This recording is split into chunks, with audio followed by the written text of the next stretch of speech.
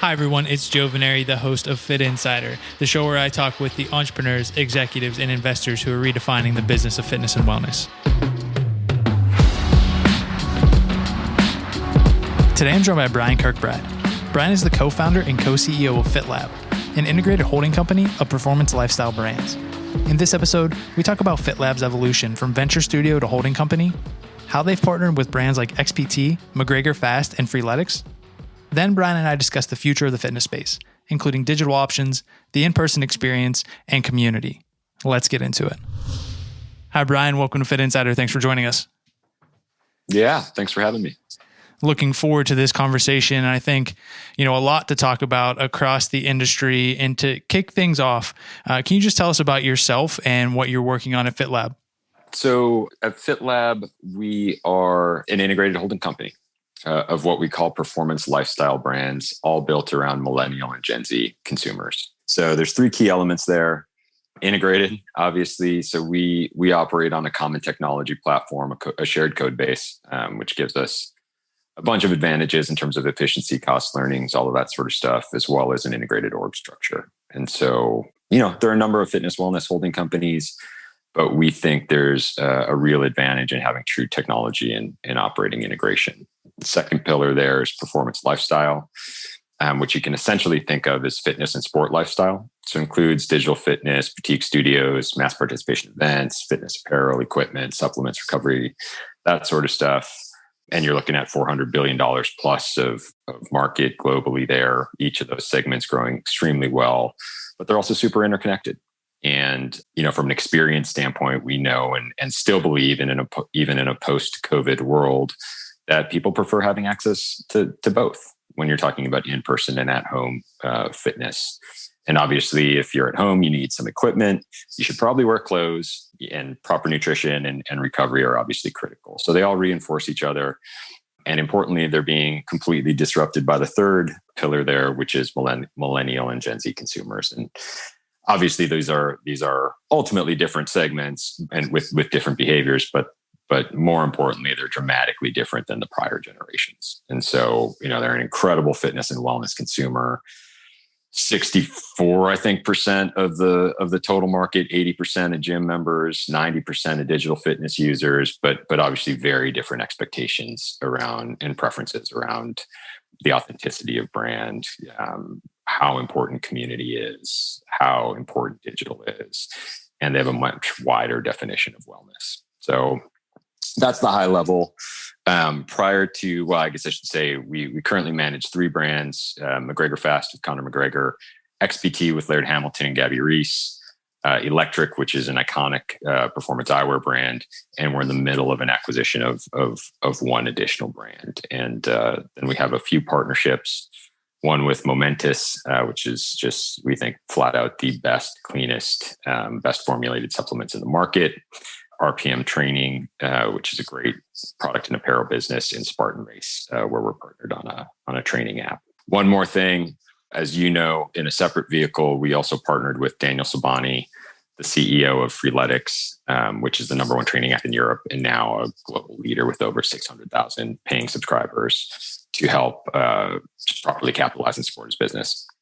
He and the team have obviously done an amazing job. So that's FitLab. Prior to FitLab, I was at Nike, where I essentially oversaw the external ecosystem particularly on the digital side. So went there initially to kind of help staple on a venture capital practice. We quickly realized that our internal priorities and landscapes were moving just as quickly as the external landscape.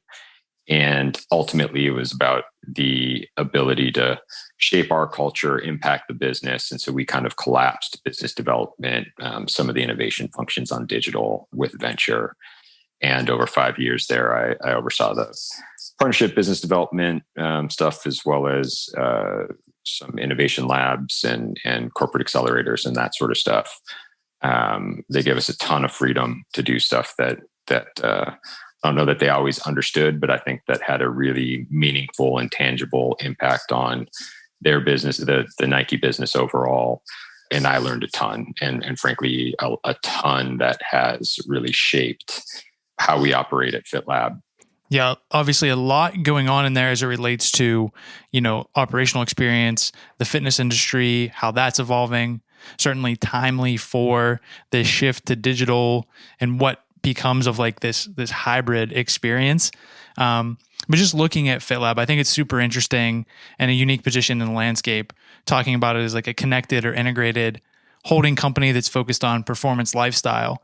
Can you just walk us through maybe a little bit more in detail what that means and why it's important, different from, just an investor, an operator, a venture studio, all these various models that you maybe could have, and I guess we'll talk about did previously pursue. So why is this different and why is it important? At the end of the day, solving for authenticity of brand, depth of community, integrated digital and physical offerings, transparency and supply chain, while simultaneously solving for customer acquisition cost and LTV is really challenging. And at the same time, one of the hardest things at Nike, when you think about kind of scaling, was that we really had to talk to 400 million consumers at a time for it to meaningfully impact the business. And you can arguably do that when you're just trying to inspire, someone through purchase of a product. And even that, I think, is changing a bit for emerging companies now.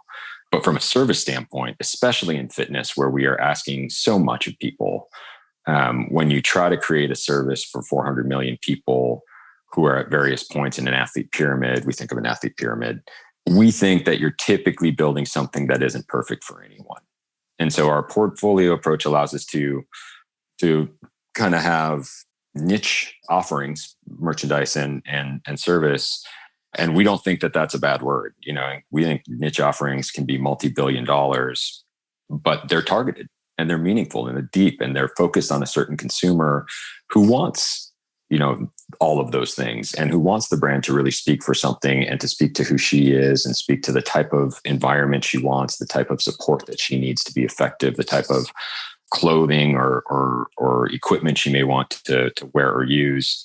And our portfolio approach allows us to efficiently offer those really targeted brands and services for various consumer profiles while still getting the benefit of scaled operations and scaled infrastructure. So that's really the how. It was really an effort to be able to provide depth and provide authenticity and speak to very specific consumers while still being able to recruit the best people in the space, because we think that's what it takes to be successful, and still be able to, capture economics from a wide life cycle and through a full stack of offerings from fitness services, boutiques, studios at home, but also capturing, supplement revenue, apparel, equipment, all of those sorts of things.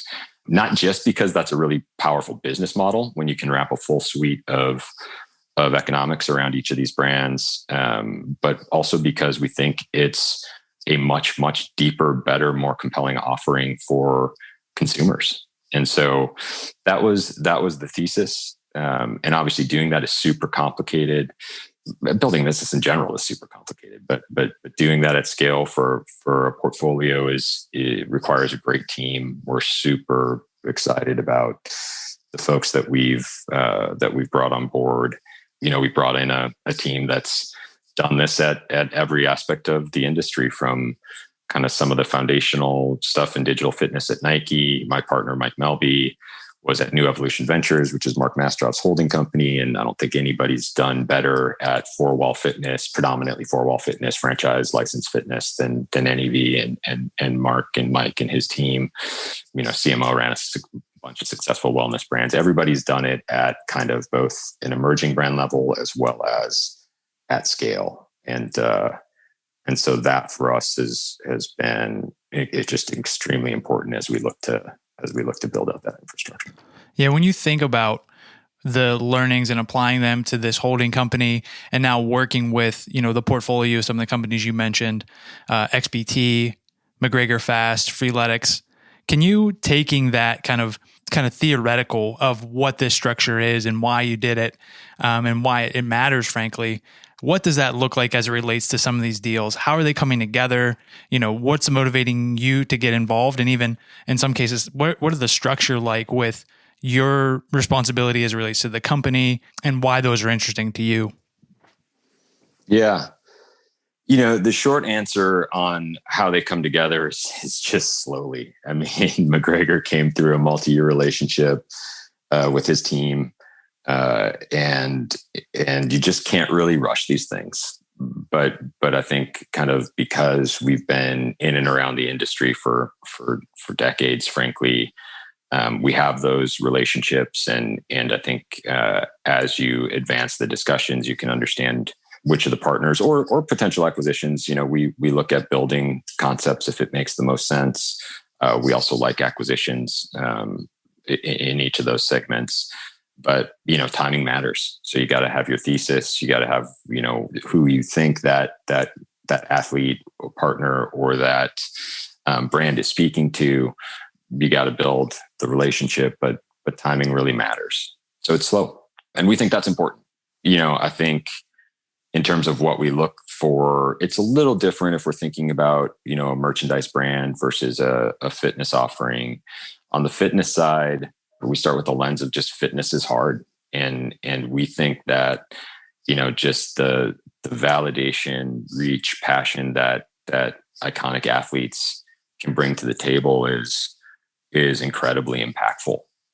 So we're looking for people, when we look at those athlete partners, we're looking for people where, they're not just, we don't do royalty deals. We don't do anything like that. We don't want somebody who's just looking to kind of monetize where they sit. If it's a celebrity or an athlete, we look for people who this is core to who they are, and they want to impact, millions of people. And so, if we look at the brands you mentioned, I mean, XPT is probably the most holistic training system we've ever come across in decades in the space. Laird and Gabby are they're like a next evolution of humans, and their pursuit of performance over decades has led to just incredible physiological insight. And I won't give a huge pitch, but I'll say that, I think breath work, XPT follows a breathe, move, recover. So it is kind of holistic training, but one of those pillars, breath work, is I think going to be maybe the biggest unlock for human performance over the next decade. I think both for elite performers and us normal humans. It's direct control of your central nervous system. It allows you to shift between sympathetic and parasympathetic state, which is your fight or flight state. That is just and unbelievable when you think about the impact. And by the way, most of us are just breathing wrong in general. So as we think about XPT, it's just not only do you have these amazing people who are so genuine and authentic and just we're training people for decades, and you have really, really, really advanced physiology. And so we can come and help provide all the other stuff, right? The operating, the systems, the technology infrastructure, and that is a really symbiotic relationship. And, if we look at FAST, so McGregor FAST with Connor, FAST is the fighter aerobic anaerobic system of training. It was developed by Connor and his team, elite performance coaches. And it's world-class insight in training that's taken Connor to, an even different level of performance. And it also brings a training approach to everyone, understanding what the session is working on, so that you can train with intent, not just keep crushing hit sessions with no idea where you're going. But it's sports science for the masses, and I think that program is going to be incredibly impactful. But again, you have someone who is at the pinnacle of his career, who lives it every day, cares and is incredibly passionate about what the offering is, talks about it incessantly, even before it actually was a thing that existed in a meaningful way, and wants to impact people, in addition to having just a truly phenomenal program that I think is really different. It's a better way for most of us to train. And then Freeletics, it's just one of the cleanest brands I've ever seen. Daniel Sabani, the CEO, and the team know exactly who their customer is. They absolutely obsess about providing the world's best training experience for that consumer. And I think a lot of this stuff is art. A lot of us, we know what the mechanics are in terms of inspiration, motivation, accountability, measurement, feedback, social support, competition. We know the levers we're trying to pull, but doing that in a way that actually drives engagement, that actually drives community, that actually gets people motivated, the way that all hangs together the right way is a lot of art. And I think a lot of the offerings we see, they try to pull those levers or they talk about those aspects, but they just don't come together the right way, or they're thinner than they have to be. And I think, the depth of understanding that Daniel and his team have with their consumer and the way that they obsess about bringing those levers together in a powerful, impactful way and not just kind of checking the box. I just don't think anybody does it better. And I think you see that, 600,000 paying subs now, and just incredible engagement, incredible retention. So we look for that mix of passion, frankly. And obviously, look, we're looking for reach. We're looking for, awareness. We obviously are looking for an advantage in terms of how you acquire a customer and work people through the funnel. But at the end of the day, we're looking for brands that are powerful and that people love. For us, you just have to find operators, partners, brands that are incredibly powerful and that people do have that sort of connection to, that are part of who they are. And that's also what's so great about, millennial and Gen Z consumers, because they are very different. They have a very than X and boomers. In that fitness and wellness just has a much broader definition than I think prior generations had. And because just the activity statistics are, ridiculous. You see 90% of them, I think, stats are kind of 90% workout 3 times a week. They're 80% of gym goers, 90% use digital apps. Like this, it's just a great consumer. And so it's a nice opportunity to really target them efficiently. But you have to have that depth. You have to stand for something, and you have to be targeted. And so we really like that opportunity to have these, what we think of as niche, big, but niche offerings that really can have that sort of impact on you. Because as you start to, you see this with a lot of fitness offerings, as they start to try to work their way down the athlete pyramid, they just end up diluting the offering they started with that was really powerful for their niche. And it's still not the ideal offering for the new consumer they're trying to target. And we just think it's really important to stay true to who you are, stay true to your consumer. And by having a portfolio of them, we can still cover, a massive amount of market territory. And thinking about the different companies and the brands, you're talking about how, obviously brand is so important to this. And in some instances, having a personality or athlete that can help with the acquisition. You mentioned, reaching a lot of people. Again, obviously very important.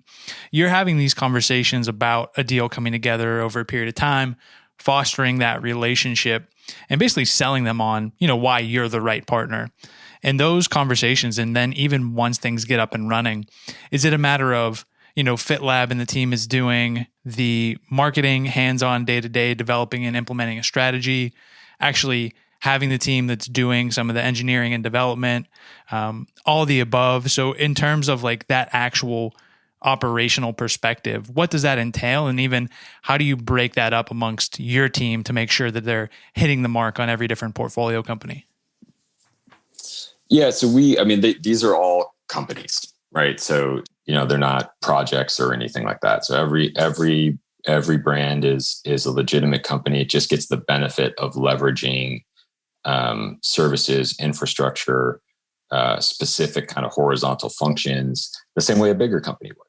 So, so at Nike, you would have marketing folks that had their own marketing funnel, but they were then embedded into a category. And our companies are effectively, get that benefit where everything's resourced the right way, and you get access to really high level, professionals, and your staff and the business is staffed on an everyday basis. But you also get kind of fully built out infrastructure from a technology standpoint. And so it's I don't want to say it's turnkey, but we don't have to figure out who does what. These are all companies because they have to be. They have to be fully resourced, fully built out, fully targeted on their consumer because they're launching offerings, whether those are fitness services or merchandise that have to be world class and that have to be in a constant ongoing discussion with their customers. For sure. And with that, I mean, I think the piece that comes up time and time again is this idea of the performance lifestyle. There's a lot of different things that, folks I've had on the podcast in the past and talk about with founders. This idea of human performance is one kind of niche or category. The kind of aspirational brands were something that I think maybe even pre-pandemic were more of a focal point. And now looking at what that looks like in relationship to this hybrid experience and things evolving so much, but focusing on the performance lifestyle. How do you define that?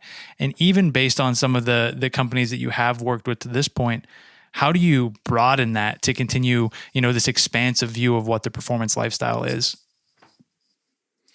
Yeah. I think it's interesting. I know that you've done some work. I think you guys have done some work on kind of human performance, and I think performance lifestyle. And it probably depends a lot on the words you're using and what they mean to you. But we think human performance kind of evokes this sense of transcendent accomplishment and achievement. So at Nike, we had the sub 2 hour marathon project, or Alex Honnold free soloing El Capitan, or Olympians breaking world records. And it's stuff that's just so inspirational. And it's where we test the limits of human performance. But, not a ton of us can carve out 8 hours a day to train or have nutritionists and therapists follow us around like LeBron. We have jobs, maybe families, and frankly, we have different interests and values. And so again, I've referenced this athlete pyramid a few times, but that's the lens we look through. We think it is absolutely critical, just like Nike, and a bunch of others. We think it's absolutely critical to have the knowledge, validation, reach, credibility that comes from the top of the pyramid. But obviously, just as with Nike, the lion's share of the market is much farther down the pyramid.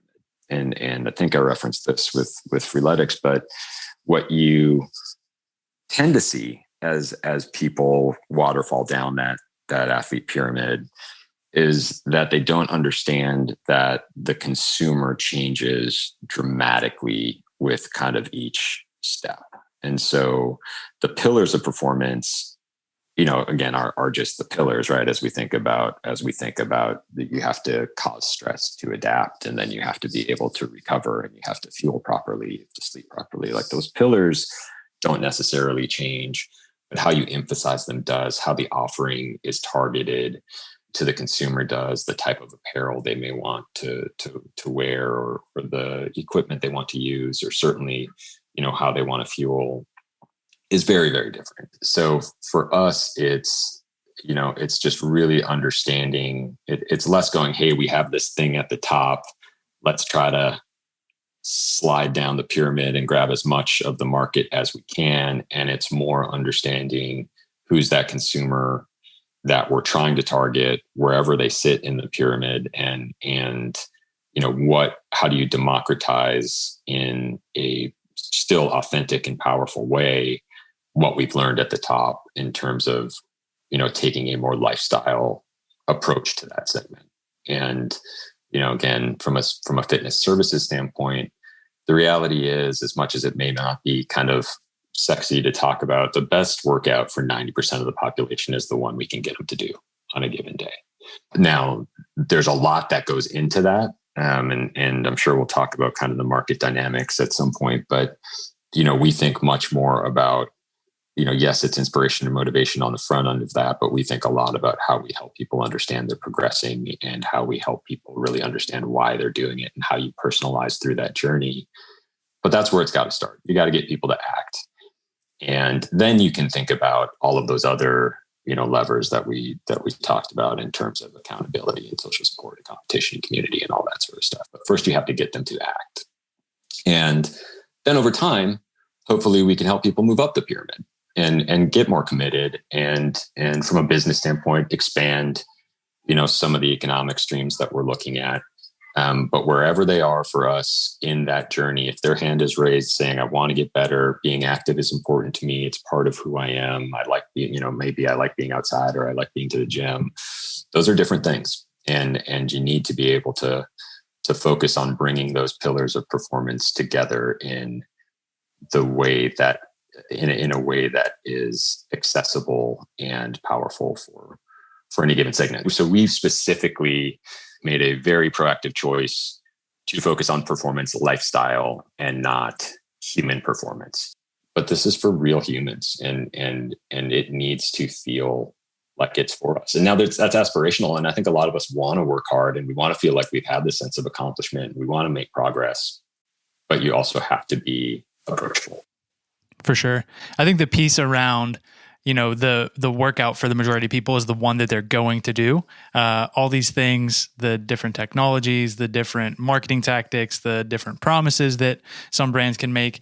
At the end of the day, if people aren't doing it, it's really not going to have the impact that we want it to have, we need it to have. And kind of zooming out a little bit, I wanted to get your take, just given where you sit in the industry and the things you see and also experience, like, the industry is experiencing such a dramatic shift right now. There's so much talk. Is this the end of gyms as we know it? Are people going to go back to gyms? Obviously, digital and at-home fitness is kind of taking over the headlines. Wanted to get your thoughts, just like what comes next? What are you looking forward to? And even kind of like, where do you think the opportunities are as it relates to the developments we'll see going into 2021 and even further into the future? Yeah. I mean, I think there's a ton to unpack there. I think, first on the gym versus at home debate, we are huge believers in the power of in-person activities, whether that's boutique studios or events.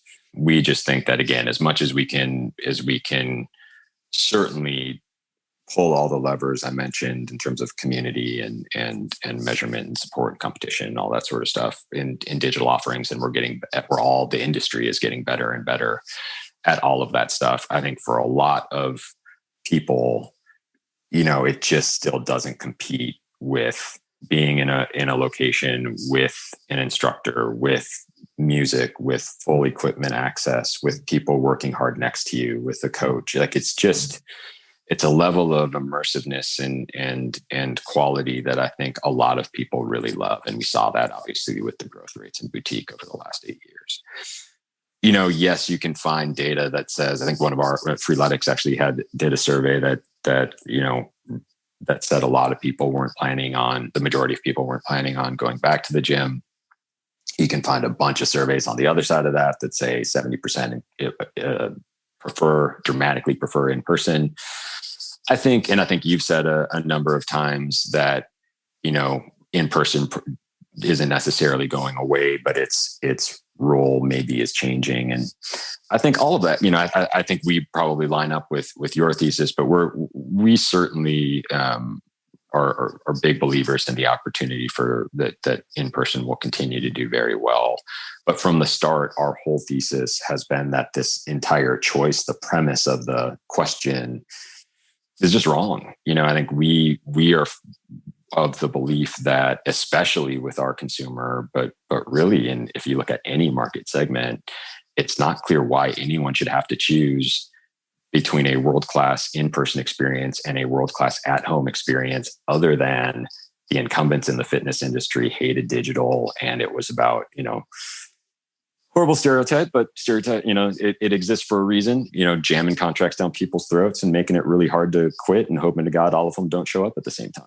Right. And boutique flips that a little bit, because if you're paying, what boutiques charge on a monthly basis, if you start to not use it, you're going to cancel. And it was made reasonably easy to cancel. But we know, again, that the vast, vast majority of our consumer did both before COVID, still prefers to do both and intends to go back. And that, a lot of the kind of innovators in the space right now are coming at it from a purely technology standpoint. That isn't necessarily because they don't believe that in-person matters. It's just what they're good at and the lens they look through. I think we've assembled a team that looks through both. Mike's side is he's great on digital, but his background is studio offerings. I come at it a little bit more from digital, but at the end of the day, we know that the right answer is both sometimes. And it changes maybe on a weekly basis for some consumers. It certainly will change over time, but you shouldn't ever have to make that choice. And your at home experience should be integrated into your in-gym experience. They should know what you did in both environments. There's just no reason for them not to. And it's interesting, I think, sometimes when you listen to some of the at-home companies talk about, typically you get on this topic through like a discussion around community, and they'll talk about how great their communities are and how deep they are. And I 100% believe that, especially Gen Z, like they've built digital community, digital relationships since like birth at this point. And so I'm not at all arguing. And we believe we can build and will build amazingly deep communities from a digital standpoint. And then we even have a whole bunch of our folks who are creating local training groups and working out in person with our offering. And you're like, yeah, of course they are, but maybe that should actually be part of the offering. Right. So at any rate, I think it's all of the above. And then I actually think events are super interesting because sometimes it's really nice to have a season. I mean, I think one of the or a challenge, a real sense of something you can train for and provide motivation for and have a program towards. And I think that's one of the really interesting sides of CrossFit with the Open. Even if obviously you have, zero thoughts of going to the games or doing any of that stuff, it's powerful to have a thing where for a couple months, you're really thinking yourself as having a goal and being oriented around challenging yourself. And so we think the way that, people should be able to access your brand, especially if you're a service, wherever, whenever, however they want to. And all of those things should be connected. And it's going to change over time, both literally, within your year, let alone as your consumer evolves, maybe gets more confident, gets more interested in something else. So yeah, for sure. That's a longer answer than you probably want on the digital versus physical question. The short version is 100% should be all of the above, but you shouldn't send them there's no reason to send somebody to say they have to get, two at-home offerings and two in-person offerings to get what they want. Yeah, I think the thing that's ultimately going to play out is just this idea of, what if you didn't have to, when the business model is fundamentally changed, that the more someone does something versus whether or not they come doesn't matter as long as they pay. Like that shift alone is going to put it in a place where it's like, oh, we want this consumer to succeed. We want to help them because it helps us. And those incentives are aligned. Like that shift alone, I think is going to play out in a positive way for the fitness industry. And we're already starting to see it. So it's exciting for sure. Yeah. I mean, anyone who isn't thinking, like if you're a consumer, I mean, we all know this in digital, right? It's the reason we all obsess over engagement rates and because they're a proxy for retention and all of those sorts of like, if you aren't thinking that way for in-person, I mean, you're screwed. Like it just, it is about having a deep relationship with your consumer understanding how important you are to her life, you helping the consumer understand how she's getting better. And all of that ultimately comes down to usage. Now, I think people will go in and out over time. I'm not suggesting that in fitness you'll be able to, get people to work out 5 days a week in perpetuity. But you have to get to that level of depth. And again, frankly, on the digital side, most of the time you're getting a cancellation notice from the App Store, framed as a renewal notice. But if you're not using the product, you're not going to keep paying for it. And so I think I agree with you that's the way everything should be, right? We as service providers should have to work incredibly hard to provide the deepest, best, most targeted offering we can. And you should value that. And that's what's going to keep you from paying it. It shouldn't be that you can't figure out how to find somebody to get your contract terminated. That's just not viable. Yeah, I think it's going to end up playing out. And, we looked ahead in terms of the industry and some of the shifts that are happening, doing the same as we look to wrap up here, looking ahead to the next, few months, even this year, anything we should be on the lookout for from FitLab? Yeah, I mean, I think, as I said, we're in the middle of an acquisition here. So we're super excited about that. In terms of the industry, which I guess is the second part of your last question that I never really addressed, I think it's fascinating. I mean, I think it's obviously a super interesting time. You're seeing kind of clusters of competitors. There's enough talk around the Netflix of X or the Peloton of Y. But I think you're obviously seeing $1 billion plus flow into the market. I think a ton of innovation on the in-session experience. A lot of focus on music rights, a lot of focus on kind of content quality. And I think that's awesome. Giving energy back to people in session is super important. And I think you'll see continued innovation on that, making it more interactive, hopefully more metrics based, hopefully more understanding around progression. But I think, when you look through that lens, you don't always obsess with kind of where we start, which is more, what's your why? Like, why are you doing this? I think if you wake up and you've decided you want to work out today, there's a lot of really good options. I think for people, and I think this is the lion's share of the market, I don't think there's great offerings right now that help you understand why you're supposed to work out. We haven't done a really good job really personalizing to, help people. We all, there's all the onboarding questions about what's your goal and that sort of stuff, but they're just so thin. And we don't tell you why this workout is important. And we don't help you understand, your decision today on nutrition and how it works with your workout. And we don't just provide the level of guidance that, again, I think we all just think is required for someone to be successful. And I think the innovation that we're more focused on is helping people understand that journey. That's not at all to suggest that like the session has to be awesome, but I think we all know we're seeing great innovation there, where I think there's a surprising amount of lack of progress is, frankly, I think the more important part, which is again, just you can't really hold people accountable.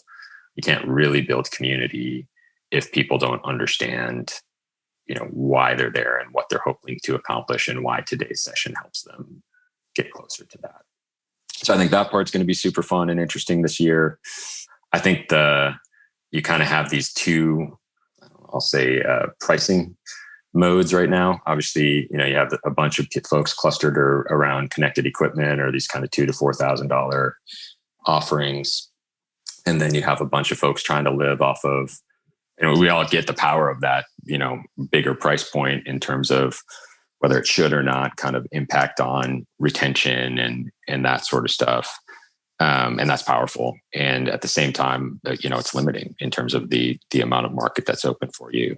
At the same time, I think we see, how hard it is for folks to live off of a, $60 to $100 or $120 annual subscription on a digital only environment and be competitive from a funnel standpoint. And so I think, we look at that and fortunately, we think there's just a really open sweet spot in the middle there from a price point standpoint, from an offering standpoint, from a coaching standpoint that we think is much more accessible, much more functional, much more kind of where we want to be. And I think you'll see a lot. I don't think we're the only ones looking at that. So those are kind of the areas. And then again, I think from our standpoint, we've spoken a lot today about the fitness services side of things, but we are, just as importantly for consumers in this market, we think again, supplements, equipment, apparel, all of that kind of, back half or merch is just an enormous opportunity, a huge value add for consumers and really powerful for the fitness side. We just think they're really symbiotic because the last thing you want to do is tell consumers who want to train to go figure out how to get the right equipment or the right apparel or whatever the point of friction is.